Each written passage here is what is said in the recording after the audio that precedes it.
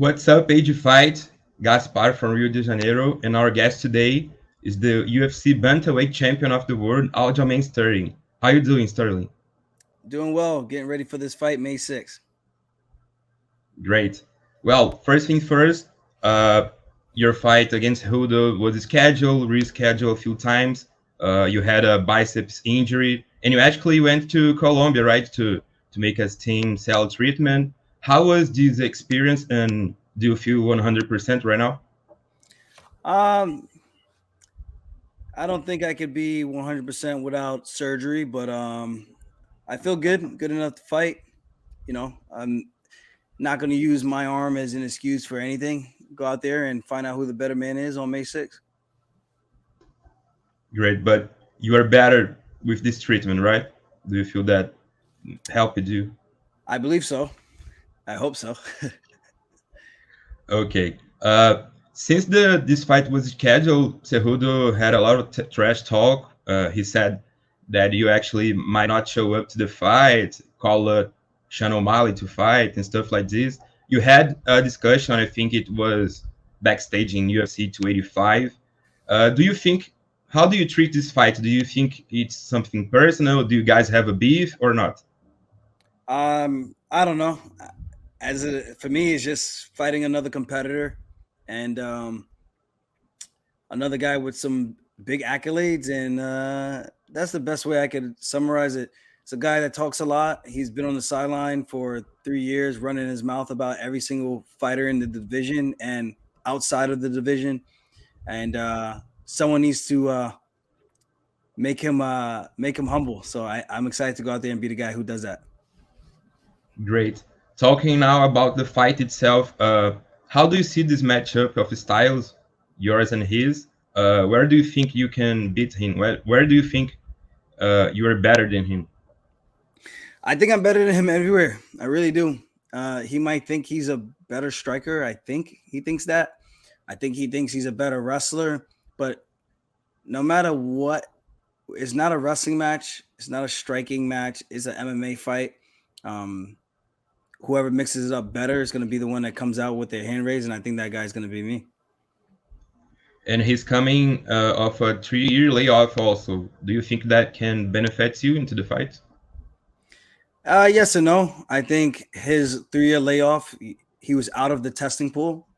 I don't know what he was doing when he was outside of the testing pool. Um, for me, I've been competing, so I get an advantage there, just being more active. Where for him, him being out of the testing pool, maybe he has an advantage in being able to heal his body uh, with some things that maybe USADA wouldn't approve of. So I don't know. I'm not really looking at this any type of way. I think it's just going to be the best version of Henry Cejudo, and I just got to make sure I'm prepared as best as I possibly can be, and go out there and remind the world who I am and what I've done in the past. Great. Changing a little bit of subject, Raul Rosa Jr., right? 18 years old. He had his debut in UFC. A lot of hype around him because he's so young and all this stuff like this. After his win and his debut, he said that he would be able to face you and beat you. Now in his second fight, he lost. How do you see this quote of him? How do you reacted? And would you give some advice to him now? Yeah, we actually trained together, two different training sessions after that fight. So um, he's a young kid, he's gonna say some stuff to promote himself and whatnot. So I get it. And at the end of the day, when you're young, that young, we all think we're young and invincible. And so I get the mindset that he has. And I think the sky's the limit for the kid. I think he's very talented. I think he's just green. And then when he grows and puts it all together, I think he's going to be a very dangerous fighter at 135 or even 145, because I think he's still very young and he's got a lot of growing to do with his body physically. So with that said, yeah, I saw the stuff that he says, but it doesn't bother me. I'm here where I'm at, not by accident, not by talking, not by um, any handouts. I got here by beating a lot of top 5 opponents, and I'm still here. So I think that speaks volumes in itself. Great. Looking at your resume, your last loss was in 2017 to Marlon Moraes, and since then he's coming off a bad moment, 6 losses streak. Uh, are you watching him on PFL? Do you think he can back to this feet, recover? I think so. I mean, his last fight with Brendan Luckney was a good one until the calf kicks start to add up, but he showed that he's still got some good technique. He's got great power in his hands still and his legs with the kicking. 145, I think those guys are just going to be a little bit too tall for him. But 135, I don't think they really have that division in PFL. So I don't really, I think he can compete. He had a great fight with Shayman Moraes until the end of the fight. So from a technical standpoint, he's still competitive.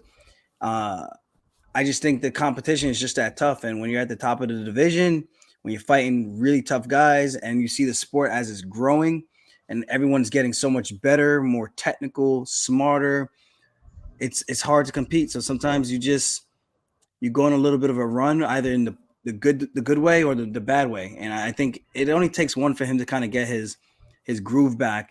But mentally, he has to make sure he makes that decision of how many in a row he's willing to go through just to try to get back on track and get a winning streak going again.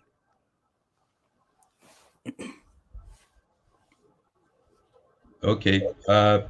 Talking about a little bit of your future, you said a few times that your plan is to move up to the featherweight. Do you think that when this will this happen, after this fight against Cejudo, because you had your friend and training partner, right, Merab, that's the #1 contender?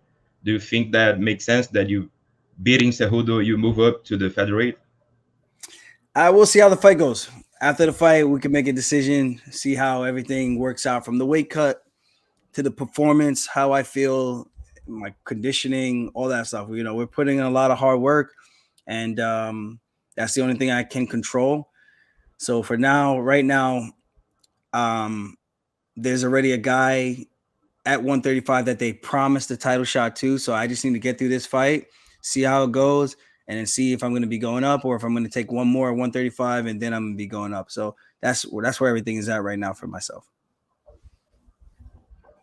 Would you fight Merab in under circumstances, or do you prefer not to? No, I'm not fighting her up. Great. Last thing, still talking about your future, you already said in the past about facing Volkanovski, the champion of the featherweight.